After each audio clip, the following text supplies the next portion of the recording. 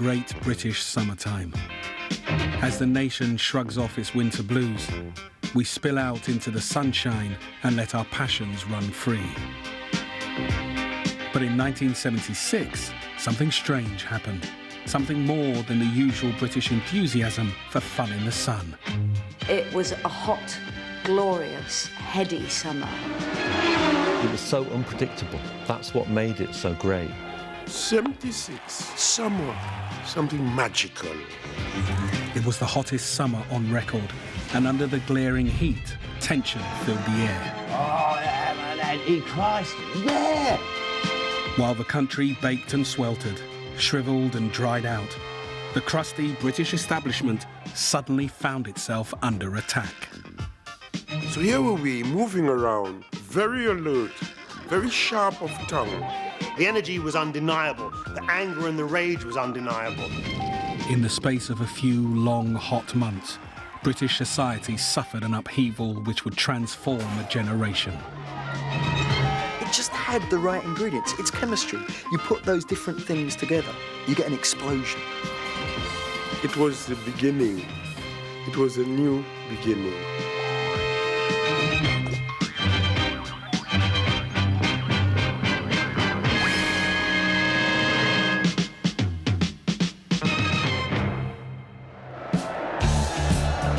The summer started with a bang on May the 1st, Cup final day. Second division underdogs Southampton had fought their way to the final, only to face one of the country's greatest teams, Manchester United. Southampton had never won an English trophy, while Man United had won the league 6 times, taken 3 FA Cups and been champions of Europe. Southampton's manager knew the odds were stacked against them. On the morning of the game, in my hotel room, my phone rang and it was Mick Channon. He says, "Gaffer, have you seen what price we are?" 7 to 1. I said, Christ, I can't believe it. 2-horse race and we're 7 to 1. The Minister for Sport, Dennis Hull. Britain's high and mighty took their seats among the 100,000 crowd, waiting for the season's biggest spectacle to begin. As you get higher up the tunnel, the noise gets bigger, the light gets brighter, and then wallop. Blinded by the light. And a tremendous roar as Laurie McMenemy on the right leads out Southampton. Mike Shannon. The roar of the crowd, it just makes your hair stand up on the back of your arms and on the back of your neck. A tremendous atmosphere at Carnival. The match started at a furious pace. Shannon started to run, number 8. Buckham. Under the hot sunshine, Southampton were in danger of trying too hard. The first 25 minutes, I remember sort of thinking, God, my chest's going to explode, you know? Shannon offside. Couldn't breathe, it was that hot, you know, and blood's pumping and you're probably doing too much. The game remained goalless as Southampton held on for 83 minutes. Suddenly, the impossible happened. Goalkeeper knocked it out, and Jimmy McCalliog put a terrific defence-splitting pass for Bobby Stokes, bless him. McCalliog to Stokes, who's onside. 1-0. It was at the right time, it was late on in the game. We just felt that the FA Cup was going our way. Southampton go mad. And it was 7 minutes to go, and I tell you, that was the longest 7 minutes of my life. Well, you can almost see him rehearsing the smile. And the whistle has gone. Southampton take the cup for the first time in their history. One of the great Wembley upsets. Some lucky punters won a packet at 7 to 1. Truly remarkable story. The only time in my life I've ever read a bet and won it was on Southampton to beat Man United that year, and I put a £5 on it, which I think went towards a mohair jumper. The next day, the team went home and paraded the cup through the streets of Southampton. I always remember coming back to Southampton. I've never seen as many people in my life. Fantastic scenes. Men were crying. There was one fella, I remember, stark naked. They were stood up on the car, starkers, dancing. And he'd lost his bet, hadn't he? He was probably a Portsmouth supporter. The weather went on to be so hot. We were invited to so many street parties you wouldn't believe. It was like the end of the war. That's the great memory I've got of that summer. Happy people, happy faces. Giant-killing Southampton had set the tone for the coming months. The underdogs were on the march, and Britain's old order was about to be challenged. Even the weather was acting strangely.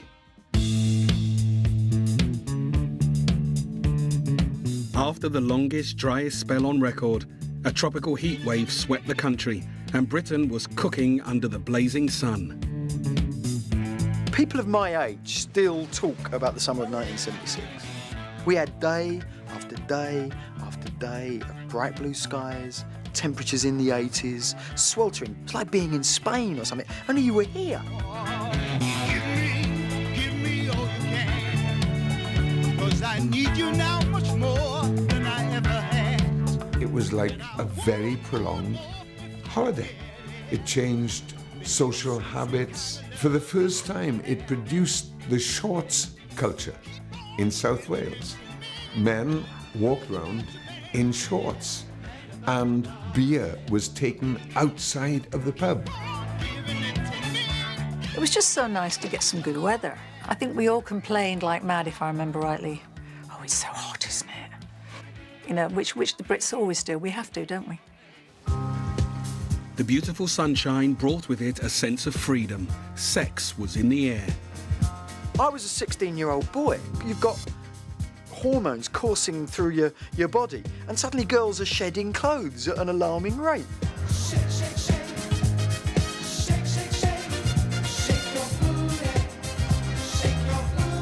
I mean, of course it was sexy. You know, almost nobody had anything on. And this was England, for God's sake. I think it did affect the British people. I mean, I think everybody was happier and everybody was eating outside and, you know, people were holding barbecues and not worrying about the fact it was going to pelt down with rain. If you're of black skin, white you get a tan. But if you're black like me, you shine. And all of us wore the sheen. So what started to happen was people's inhibitions started to kind of loosen a bit. People wanted to go and play in the parks and swim in the pools and kind of flirt on the streets. And you could just feel the ties that had held England so tightly for so long starting to snap and fray. I honestly think that heat was a really big factor in the changes that were about to occur. England was certainly in need of change. Despite the hot weather, in the summer of '76, the social climate was far from sunny. The time to set things right. Unemployment and inflation were the highest since the war. The unions were repeatedly striking, and the economy was facing bankruptcy. We don't need revolution. We just need to open our eyes. It seemed as if everyone was skint. The creditors arrived to learn the news that Chelsea's total debts amount to nearly £3.5 million. From now on, Chelsea will not be able to have any more credit. Prime Minister Jim Callaghan had just taken over from Harold Wilson, who'd recently resigned. Nicknamed Sonny Jim, he was part of the old guard and had neither the stomach to take on the unions nor the bright ideas on how to get the country back on track. The Labour Party was so incredibly, insipidly Harold Wilson dead, you know, just zombied. I'm not going to deal with it. Sonny Jim was a very dour character. I don't think people held up much hope. If anything, you know, people would think he's just going to roll over and die. For young people especially, the prospects were bleak. In June, a new army of school leavers joined the record numbers in the dole queue. With levels of poverty having trebled in 2 years, not even the sunniest weather could mask the pervading sense of despair. Piss poor options. Bugger all, zero. You'll go nowhere, you will. That was hummed into you from day one at schools and institutions. What have you got in mind to do? Anything at all? Accountancy.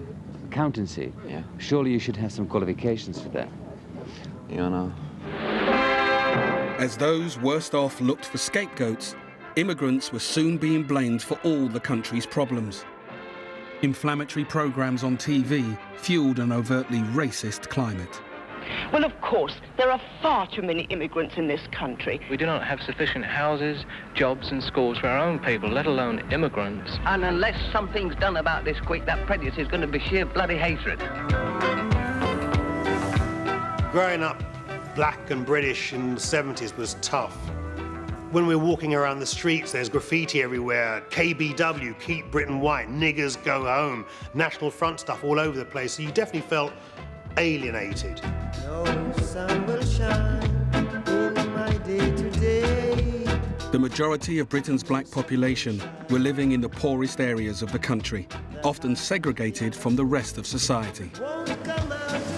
When we were kids, we know we were being sort of like brutalised in a lot of ways, and we knew there was a lot wrong in the way we were treated.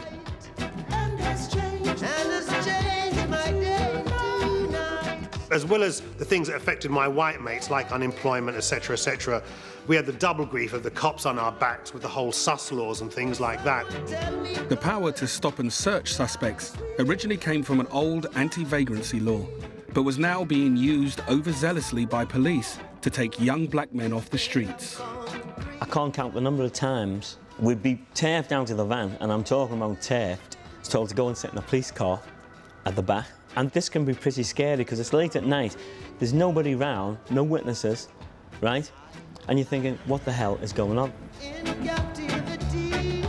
The police were virtually at war with young black kids. You know, the chief of the Metropolitan Police said any encounter between black kids and the police was a potential riot. That view was still prevalent in '76, that there was going to be civil war, that black and white couldn't live together.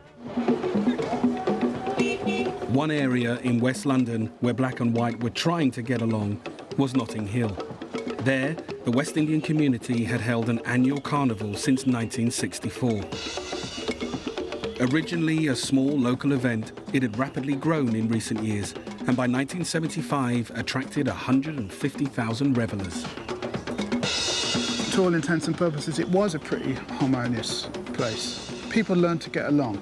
I mean, we all had to live next door to each other. We all had to work with each other. Black and working class and white working class people. It was a fantastic atmosphere. Although the 1975 carnival passed off fairly peacefully, this summer the atmosphere was different. With racial tension in the air, some local residents were nervous about the West Indian community being allowed to take over the streets. Carnival brings more enjoyment and social values. If we were to do this, you could, in a sense, say that we ought to donate some money to a conservative fete or a church outing or something, and we don't do that. They are all... It was clear that they wanted the carnival off the streets. The police, the Home Office, the newspapers. There is a reservoir of racist feeling in the British population. There is not one single one who does not know that. So I used to sleep, eat, and drink this stuff. Pen to paper. And I was known as a public figure by then. And people stopped me in the street. Darkers, are we having a carnival?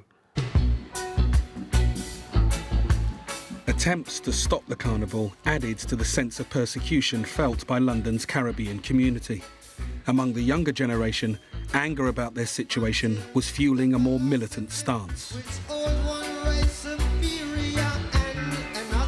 We were bubbling and backfiring, and rising and raging. There were songs of freedom. Marley's hymns of freedom were all over the place. We were saying we're not putting up with it anymore. There was clearly a change in consciousness occurring among young black British kids. Because I think they were the first lot that knew they were black and British. They hadn't been born on an island somewhere in the Caribbean or whatever. They'd been born in Notting Hill or Brixton or Toxteth or wherever it was. And whereas their parents had put up with all the crap, they weren't going to. Morning, ladies and gentlemen. Sit down, please, will you? The authorities eventually decided to let the carnival go ahead, but they were determined to exercise control. You will see from here... The local police chief decided to employ a force 20 times greater than the previous year and was preparing for the event with military precision. They wanted to move it to a park. Then you can police them by surrounding the park. And we said, no, we're not going in the park. This is not a game. The heat wave showed no sign of subsiding. On June the 26th, the temperature in London hit an all-time record of 35 degrees. But even in the heat, young people still dressed to impress. As ever, fashion was the clearest way to make a statement about who you were and how you felt. Most of the summer of '76, I was probably lying at Finchley Lido in a pair of Speedos. In fact, I remember lying at Finchley Lido's in a pair of Speedos and white socks so that people knew I was a soul boy. I mean, soul boys wore carpenter's jeans, cap-sleeve T-shirts, also very cut, very stylish, great for sort of posing on the dance floor. My afro was that big, and my collars were this big. Don't let me hear you say life's taking you nowhere. By '76, young people were keen to escape the shadow of the hippies with their flares and long hair and create a style of their own. What emerged was a vibrant and diverse youth culture. Certainly, if you were a teenager, you had to have the look. And the look was everything, because everybody was in a tribe. Everybody was in some kind of youth group. By the summer of '76, I was wearing exclusively black. One week my hair would be blue, the next week my hair would be yellow, the next week it would be green. I was constantly changing. It's the first time I saw someone with their nose pierced, the first time I saw someone with their hair dyed bright blue. Just tribes of Mohican kids. So it was kind of like, you know, there'd be kind of shock and awe as we walked down the street. And all of these different tribes would stroll kind of up and down the King's Road on a Saturday afternoon, sweating beneath all of this paraphernalia and looking at each other and flirting. It was an amazing time. I see a little silhouette of a man. King's Road was home to some of London's most fashionable shops and became a focal point for the more alternative kids. Many gravitated towards the shop Sex. Run by Malcolm McLaren and Vivienne Westwood, it paraded a weird assortment of unique designs. Sex was definitely a vanguard in style. I was buying rubber stockings, black stiletto heels, sort of changing my look.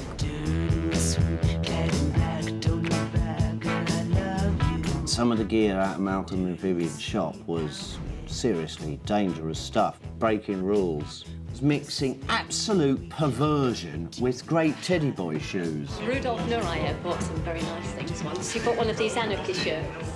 I just saw it as avant-garde clothing, completely distressed clothing, things you'd never think to do. They'd get a cap-sleeve shirt and they'd just distress it, just rip it. Who was doing that then? That was absolutely revolutionary. The shop's devotees and their contemporaries on the King's Road were evolving into yet another new tribe and soon became known as punks. I used the shop as a focal point, you know. Bloke who had something to say never had the chance to say it up until that point. I tell people punk was a trouser revolution. The music came second. People wearing the clothes before they had the music. With their bondage trousers and ripped T-shirts, the punks' clothes set them apart. Like all young rebels, they needed a voice. But in '76, the pop scene had nothing to offer them. At the time, the mainstream music scene in the UK made me want to go, Though it hurts to go away, it's impossible to stay. To me, that was just naffness personified. It was nonsense. That was music for, I don't know, people under 10 or over 40. That was not what mattered. I'll be thinking of you. Right load of rancid old dross, to be quite honest. Kisses for me, save all your kisses for me. And records like that would be at #1 for what seemed like weeks, and it was torture to someone like me who was kind of 14 at that time, who did want something more out of life.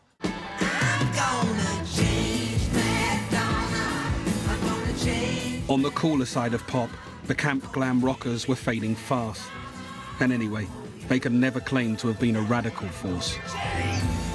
There was moments in glam rock, but it didn't seem to have much substance. It was like, you know, a jelly and ice cream party, really, I thought. They were kind of like just not quite good enough. Do you know what I mean? It was just gay to flog a record. Bowie was in America, Roxy Music had split up, Boland was burnt out, and they just left us with ELP and, you know, all that sort of flatulent nonsense. At the other end of the musical spectrum were the prog rock superbands of the early 70s, but they'd become remote and lost touch with ordinary kids. The prog rock dinosaurs, there they were, like sort of playing this turgid kind of drossy music with like half-an-hour long songs and all this stuff, meandering, beautifully played and everything, and they were all like sort of spliffed out of their brains.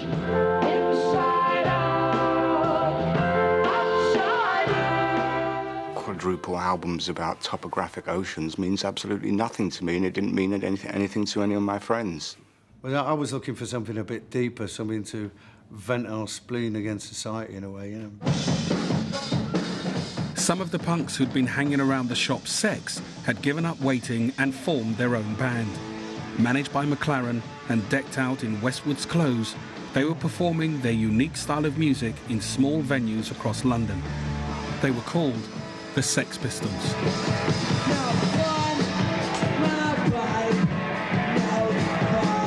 It was just such an onslaught of noise. I can remember standing there thinking, what the hell is this? They just came out and spat all this stuff out. You know, it was a full frontal assault on all your senses. The attitude just blew you away. You couldn't understand a word, and it was literally like, nah, nah, nah. It was just syllables. I didn't think they could play that well, you know, and of course they couldn't, you know, but that wasn't the point, really. What they were doing was very, very powerful, and the audience was confused, angry, booing, but there was a section that was thrilled. Often playing in clubs where there were several other bands on the bill, the Sex Pistols were not always welcomed with open arms. The early Sex Pistol gigs were ferociously, like, nasty affairs, mostly up north, see, where, like, oh, we hate you Cockney bastards anyway. You add, like, a rubber T-shirt to all this, and you're spouting anarchy as a red flag to a bull, and it went off all the time. But it was better than sitting in a pub trying to scrounge a drink in London, weren't it? I think the Sex Pistols, for me, were all about Johnny Rotten. He was like Dickens, a Dickens character on amphetamine, and you wanted to know more. I mean, who do you think is a good singer? I don't. I don't have any heroes. They're all useless. Don't accept the old order. Get rid of it. In his quieter moments, Johnny Rotten lucidly expressed the ethos of the band. The Sex Pistols wanted to blow away the cobwebs of a stale, irrelevant music scene. What do you think about bands like the Stones? I don't. I don't even consider them a band. They're more like a business. On stage, Rotten shunned the traditional role of the rock star. Alternating between anger and boredom, he incited the audience's wrath and seemed to relish it. His whole demeanour on stage was the opposite of, you know, I'm a star, you know, adore me. It's a creature of instinct on stage. If a crowd's bland, I'm bland, and I'll out-bland their bland. And vice versa. Aggression will get aggression. But Lydon now reveals a further reason behind his stage persona. It wasn't just anger about society. I had the piles like you wouldn't believe. So I was in screaming agony. And I mean, you know, the rotten stance. I am an antichrist. Yeah, Christ. You can't perform that kind of stuff. That was a real life experience. And it impressed the whole nation, and I changed the country. Most of the nation was still blissfully unaware of Rotten's woes, and instead were enchanted by Elton John and Kiki Dee's brand new #1. I think I had the dungarees like that, didn't I? Don't go breaking my heart. Oh, my God. In the summer of '76, Elton wasn't yet out of the closet, but the video didn't fool everyone. In that song, the ooh, it didn't sound sexual, did it? It didn't sound like, you know, they'd had a jolly good rogering. Ooh. Ooh. There was one reviewer who said I looked like I was gurning on the video. Thank you. The perfect weather suited the quintessential English sport of cricket, but this summer the game would experience a different kind of heat. The West Indies team were visiting England for the season. And he's caught him. The two sides would battle it out over 5 test matches, each lasting up to 5 days. With a proud but alienated Caribbean community living in England, the rivalry was always going to be intense. But even before the series began, England's South African-born captain Tony Greig added fuel to the fire. I like to think that people are building these West Indians up because I'm not really quite sure that they're as good as everyone thinks they are. I tell you what, that's Grovel Greg Grovel, isn't it? And I intend, with the help of Closey and a few others, to make them grovel. Greg's comments antagonised the local West Indian supporters, who were in no mood for insults. The general population here in this country of racism wanted us to grovel. So we felt at one with the West Indies team that was rising. Get up, stand up. Stand up for your right. I think it was provocative, it was newsworthy, and it's put an edge to the series. There was a feeling of menace in the air, that we wanted to take on somebody to prove that we weren't blacks that you could push around. Nevertheless, the English team were confident. Greg had chosen some older, more experienced players to face the young West Indian team. At the beginning of the season, yes, we were relatively optimistic. Derek Underwood. And there's another 4, and it's a great shot. The optimism quickly faded as the West Indies soon showed they were no pushover. Richards has moved on now to 224. If the West Indies team were daunting on the pitch, their supporters' antics also made life difficult for the English players. They were this wonderful, exuberant side who had these fans at that point made the bacon and egg kind of Tory stalwarts of Lords go bonkers by rattling cans together and blowing horns and dancing. England had never seen the like. A great shot. And the game of cricket, which is supposed to be so sober. Jolly good boy. Drums. The noise gets to you all day, hour after hour. Although the first 2 test matches were drawn, the West Indies had given England a scare. On the 8th of July, in the 3rd test at Old Trafford, England began to struggle. Ball in. And that's out. First ball. The West Indies had a fantastic barrage of fast bowlers, and they kept coming at us. And there's bowling. Underwood goes for naught. Holding takes another wicket. That summer, Michael Holding earned the sobriquet, Whispering Death. Oh, Greg is gone. And another failure for the England captain. We were always, it seemed, fighting with our backs to the wall. So devastating was the impact of the West Indies bowling attack that the press complained it was somehow uncivilised. I remember that was one of the major criticisms, that the cricketing side was brutish.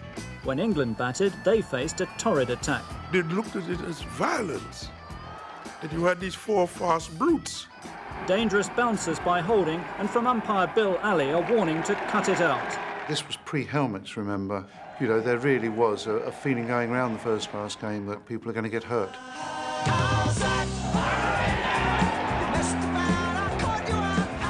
The West Indies easily won the 3rd test, and with 2 matches left, were looking stronger than ever. It was the English who now had an uphill struggle. There were some very long, sweaty days, I can assure you. The wonderful heat wave soon caused problems as drought set in. For the first time in British history, water had to be rationed. Water has been turned off tonight to tens of thousands of homes, and supplies will not be turned on again until 8 o'clock tomorrow morning. Some plan to survive the night by filling up buckets.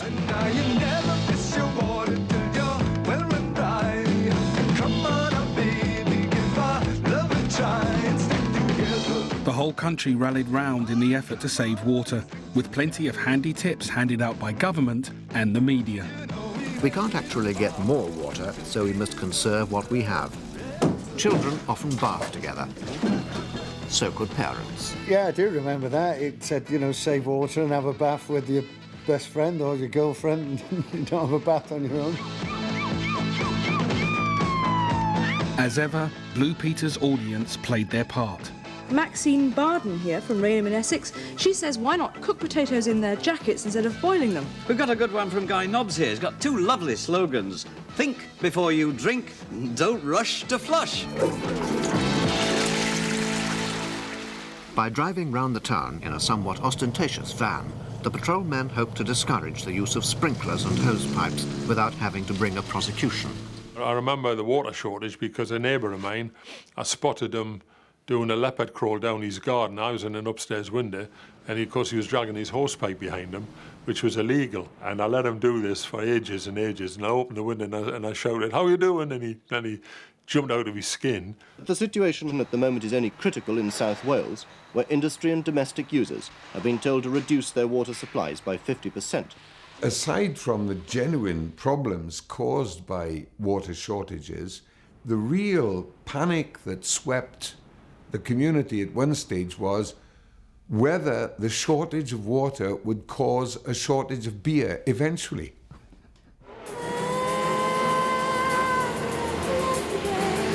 While the nation's self-esteem was being battered on the cricket pitch, in the world of Grand Prix racing, one man had the chance to help Britain regain some pride. Happy birthday, James. Great. Blonde tornado James Hunt was beginning to make his mark on the Formula One circuit. At that time, James was the darling of the country. He was a Grand Prix driver, he was a free spirit. Now, just a minute, I haven't done my hair yet. I'm not ready to go on the telly. One thing you could just say about James was he was never boring. If James was around, you were having an exciting time. Hello, girls. He was good looking, got a lot of money, and he loved women. Can I sign your tip? James Hunt was gorgeous.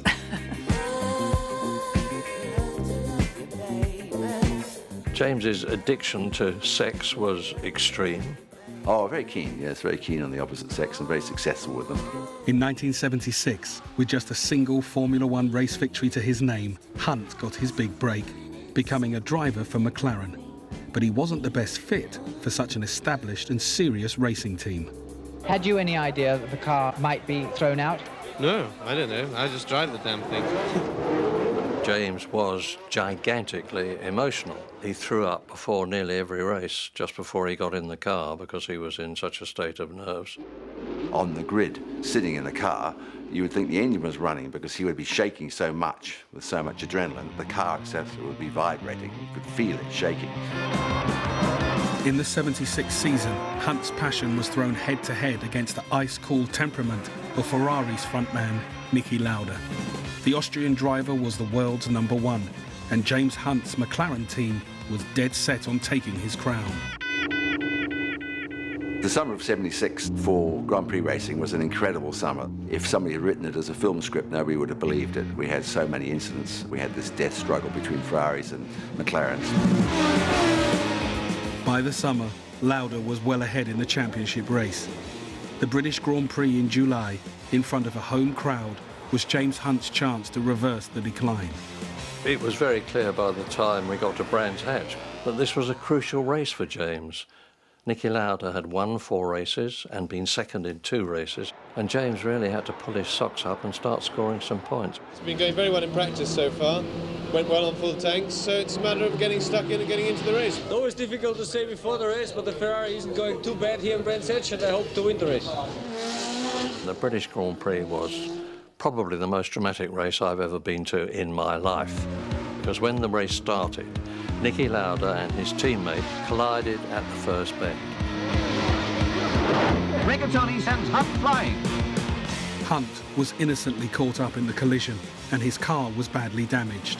The race is being stopped. I got out of trouble completely. I never hit anybody. I stopped on the left, and they fucking came and piled into me. The officials ordered a restart, but if Hunt's car wasn't back on the grid immediately, he'd be left out of the race. Caldwell had to act quickly. My intention was to delay the start as much as possible. We needed time to repair the race car. Alistair Caldwell was wearing his shoes out, trotting backwards and forwards to the stewards, desperately trying to buy time for the mechanics to finish the job by raising all sorts of things and spinning it out. While Caldwell harangued the stewards with spurious arguments, the British crowd quickly caught on. Realising that James Hunt was going to be excluded, they voiced their disapproval in a very un-British way. I was in the pit lane, and it was actually quite a scary place to be because the British crowd was very, very angry. And there were beer cans arriving on the circuit, there were fans standing up and shouting and screaming. I've never seen a British crowd act like it in the whole of my life. They were chanting, "We want James, we want James." They were throwing debris on the track. The stewards were sitting in their area and they could all hear all this going on, and they were undoubtedly getting very worried indeed. Helped by the angry crowd, Caldwell got what he wanted. The crowd goes wild. Under intense pressure, the officials delayed the restart long enough for the McLaren team to fix the car. And off they go again. Hunt was back in the race. What they didn't want to happen, of course, was for Niki Lauda to take the lead, which is what he did. In his hastily repaired McLaren, Hunt tracks the champion. In the rush to get his car back on the track, the mechanics hadn't had time to properly adjust the suspension. Funnily enough, the car was literally a bit lopsided, and this actually helped James because he was able to go quicker on some of the corners than he'd been able to go before. The battle's really on now between Niki Lauda and James Hunt. Hunt had been in second place since the restart. Finally, after 55 laps, he made his move. They went up the hill to Druids. The BBC cameras lost it because there were trees there. But you can imagine what the crowd in the grandstand felt like when the chap who emerged from behind the trees first was James. And he went on to win the race, and the whole place went absolutely berserk. It was a national celebration, yes. Every paper had headlines on Monday morning, James Hunt wins British Grand Prix. Later in the year, James Hunt became a British legend when he won the World Championship. Looking back, it was fantastic. 76 would have to be the tops for me, probably the best year of my life. 1976 was also proving to be a great year for homegrown black British band, The Real Thing. They came from Toxteth, one of the UK's poorest areas. Their song, You to Me Are Everything, was rising rapidly up the charts. Words could not express how much you mean to me. I just walked past the record shop in Liverpool and You to Me was blaring out, and I wanted to run over and say, look, it's me, that's us. Oh, you to me are everything, the sweetest song that I can sing all day. Suddenly there was this group, it turned out were from Liverpool, that made a record that stood up against all the great black music that was being made in the mid-1970s. I loved it. I bought all the band's records. I have all their albums. Give me just a taste of love to build my hopes upon. Just 4 weeks after appearing on Top of the Pops, the song reached #1. That summer, something happened for me which I'd given up all hope of ever happening. It changed our lives. It was so exciting. Wow! We're having a heat wave, a tropical heat wave. As the heat continued, TV programmes made merry. But But out in the countryside, there wasn't much to laugh about. All over the southwest, hundreds of trees of all shapes and sizes are reported to be dying every day.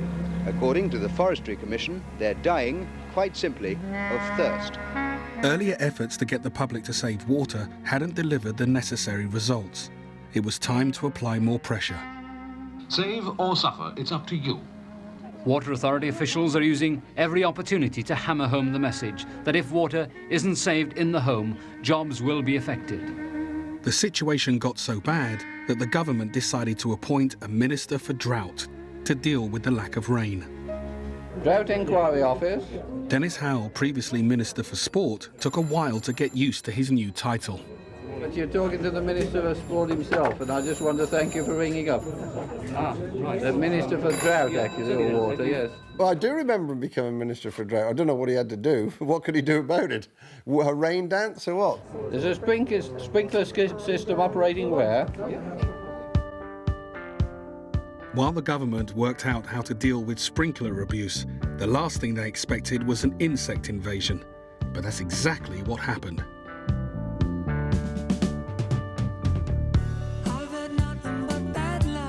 Yes, I remember we had this infestation of ladybirds which multiplied throughout the country, which we did actually discuss in number 10. It came up because there were ladybirds everywhere. There was always this sense that things were getting out of control. Because there was no water around, they were biting people. So these benign ladybirds that everybody used to love suddenly became a bit of a nuisance, and we did have thousands of them in our garden, and they did nip you.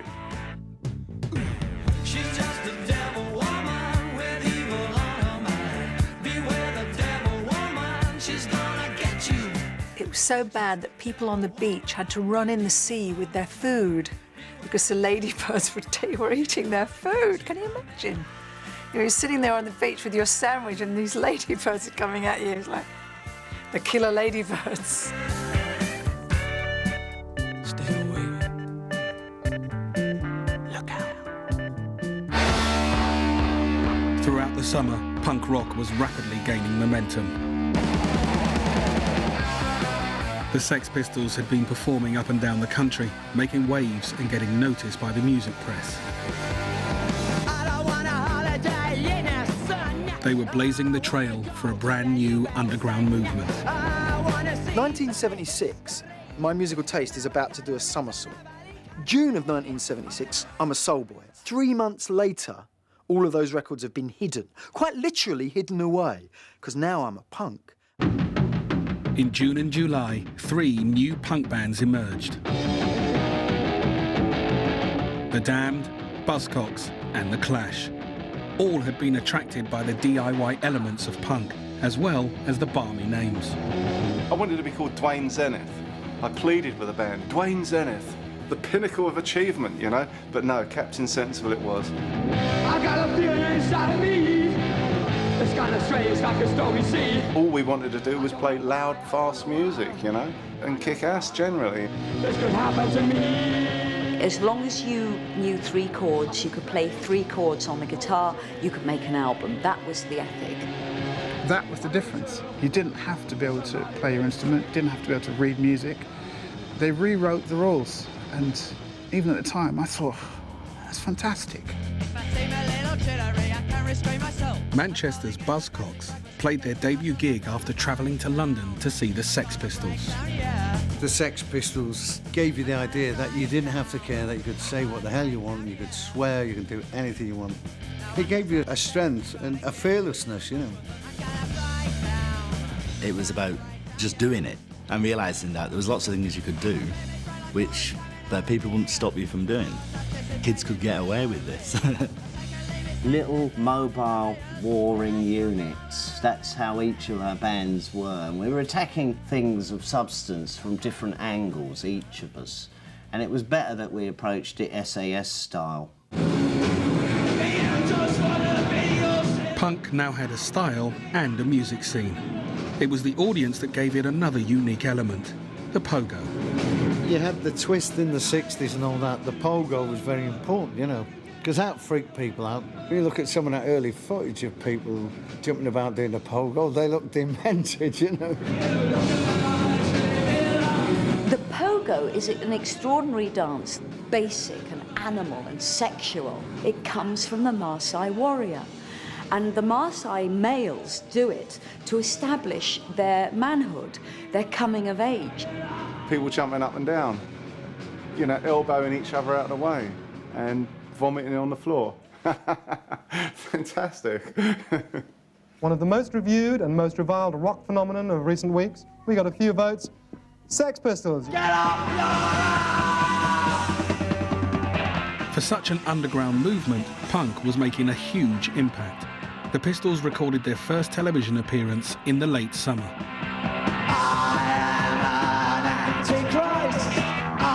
With their new song, Anarchy in the UK, they soon provoked a reaction from a generation who just didn't get it.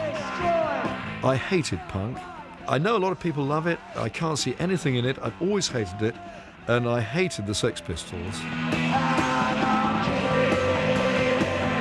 The music seemed raucous. Their behaviour seemed appalling. It was a pretty sort of negative, rebellious time among the very young.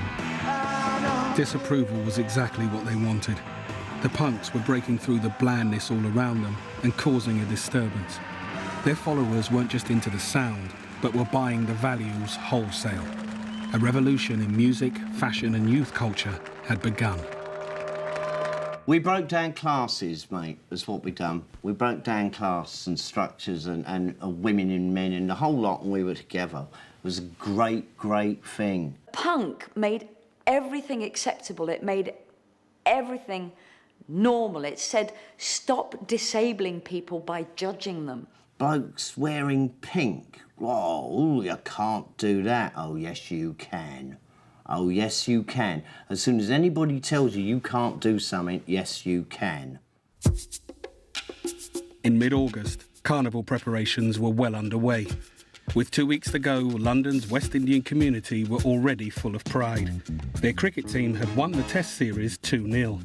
But one last match still had to be played at the Oval. And the West Indies now had the chance to make England grovel in front of a highly charged local crowd. Vivian Richards said when we played at the Oval, he said we're going to be playing at home because Brixton is around the corner. Just a spit away. So we all went there. Carnival was in the air. There's a musicality of it all. England's captain was hoping to regain some pride, but he was leading his team into the lion's den. The drought had also taken its toll on the pitch and was making life even more difficult for the English players. The ball racing away there for 4 more. I don't think I've ever seen a ground so parched and burnt up. Absolutely brown, couldn't be browner. And the ball would roll across the outfield like a rocket. You know, there's no point running for it. Really another great shot. Brum's absolutely blowing from his bat now.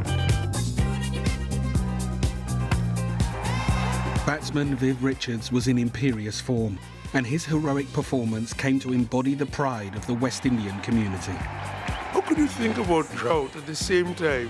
Vivian Richards at the Oval, head still, Rasta armband on his wrist, shoulders square, self-contained, and chewing gum and concentration almost militarily so. How could you think about drought?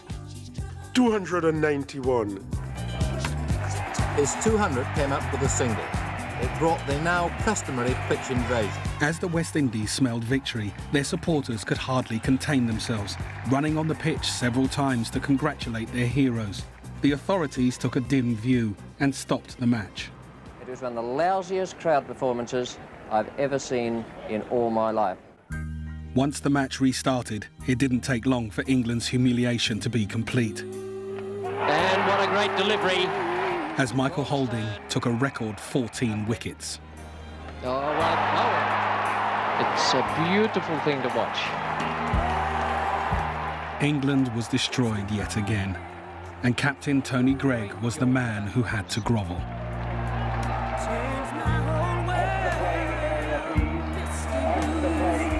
England have taken a hammering. The West Indies have won the series 3-0. What would you like to say, in particular, to your rival captain? Well, I'd just like to congratulate both he and his side. They've thoroughly deserved to win. They've given us a good hiding, and good luck to them. Staffordshire declared its own state of emergency today as more fires broke out in woodland throughout the county. Norfolk Fire Service admit they're stretched to full capacity. Fire services are at full stretch in almost every part of Wales. And so the fight goes on. After months of drought, the parched landscape started to burn and forest fires raged up and down the country. It was just like living in Australia, wasn't it? In that things like this were unheard of in England, of all places. It was also incendiary the whole summer, you know, it just seemed sort of apocalyptic. The force is still fighting one mountain fire 6 weeks after it started. In Dorset, Phil Greaves had just joined the fire service, still wet behind the ears. Looking back, I can't ever remember a year that eventful. I just couldn't believe what I joined, you know, the amount of fires we were having. And for me, as a 19-year-old youngster, it was quite exciting. Can you hear the drums, Fernando? Climbed over the hill on a fire engine. It was like an atom bomb. You know, the vast amounts of smoke from a firestorm and just ripped through the area. Just an unbelievable sight. I was so afraid, Fernando. But when the fire got into the treetops, that's when it was scary. You'd be covered in a ball of flame. The fire service has also been hard-pressed in other areas. Thousands of gallons of sewage have been used to help conserve dwindling water supplies. There was something in the air that night. The stars were bright, Fernando. We have milk tankers. Not with milk in, but obviously, you know, milk tankers, sewage tankers, swimming pools, you name it. You know, we dammed small streams to form ponds. Yeah.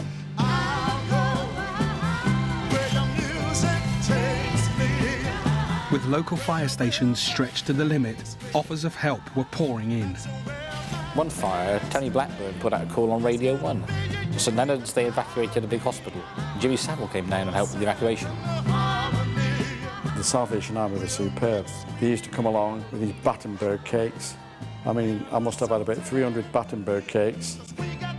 By July, August, we'd had enough. On August the 29th, the Notting Hill Carnival began.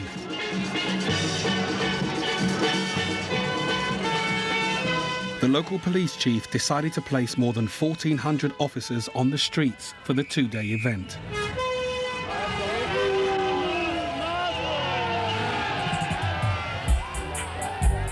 When I drove in from Brixton, I couldn't believe it. This is not a Notting Hill Carnival. This is a police carnival. Because it seemed like more police than anybody else. Police and thieves in the street. In anticipation of trouble, they'd come down and, you know, kind of heavy-handedly. There was a massive police presence, which kind of put this mood over the carnival that year. Police and thieves in the street. 1976 was the first year I remember kind of thinking that this is kind of getting bigger and we should go and investigate. So I went with some mates to go to Carnival that year. And there was this cordon of riot police. So I said, "Excuse me, officer, can we get through to get into the Carnival?" And he just turned around to me and he said, "Why do you want to join all the niggers?" They were everywhere. Move! Kicking over stalls. You'll have this conflict at the street corner between police who arrested some guy. So there'd be a scuffle. And then you'd hear comments afterwards. Them police for dead. You are not telling me what to do. You have your route, I have your money. Further up the street, another conflict. A band with a flag wants to turn left. No. VJ knows the route, and if VJ told her what route she has to take, that's the route she has to take. You're not organizing the carnival. We were being provoked, and I knew by Sunday that it was going to be a battle royale. You could just feel that there was about to be war in Babylon. That was the weird thing. People knew we were heading for major trouble, and no one knew how to pull out. No one knew how to stop that from happening.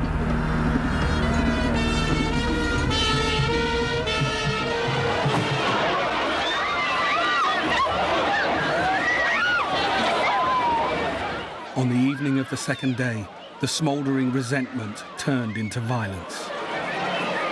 It's funny, you know, you're at a carnival, you're digging a sound system, you're grooving on the bass, you're smoking your spliff, and the next thing you know, you're hearing, ah! And there's 500 cops charging down the road with bin lids and truncheons. I was at the Mangrove restaurant, and my children were there, and the police stormed the restaurant.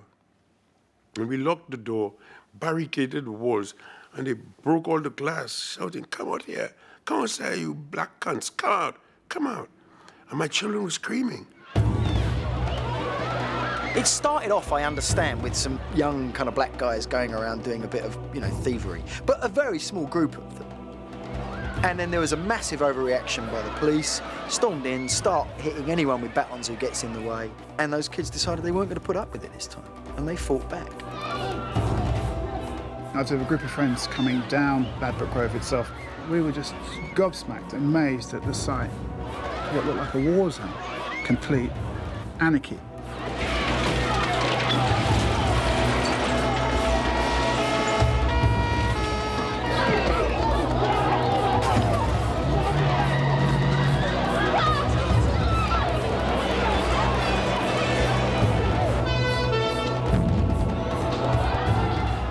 I was underneath the bridge at Acklam Road. I'm not going to apologise, but it was really exciting to then see the police running away down Portobello Road and for protection having to pick up dustbin lids. We'd pick up a brick and a bottle and like, yeah, have some of this, you bastards, you know what I mean? So we were giving probably more than we got. Young as I was, I knew why this was happening. It was payback time. The streets of Notting Hill were sealed off, and rioting lasted for 48 hours. Hundreds were wounded, mostly police officers.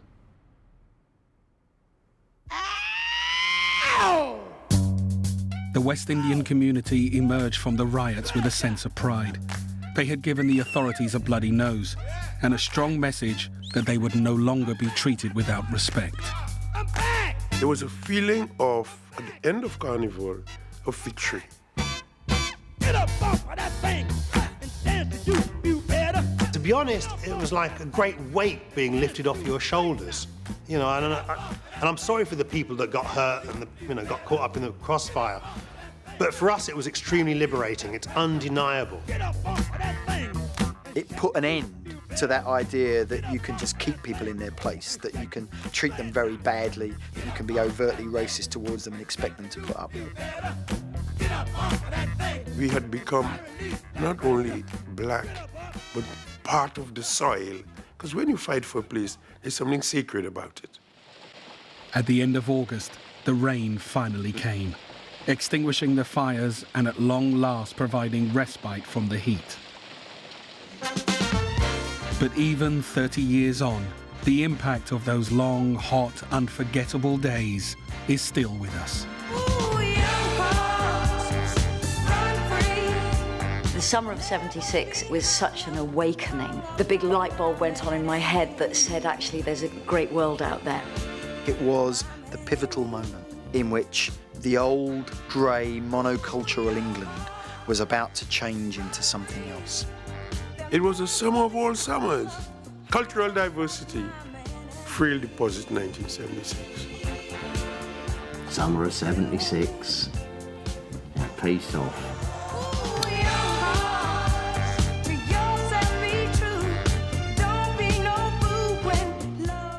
What was the impact on Britain's wildlife during the sizzling summer of '76? From the World About Us archives next on BBC4, the year of the ladybirds.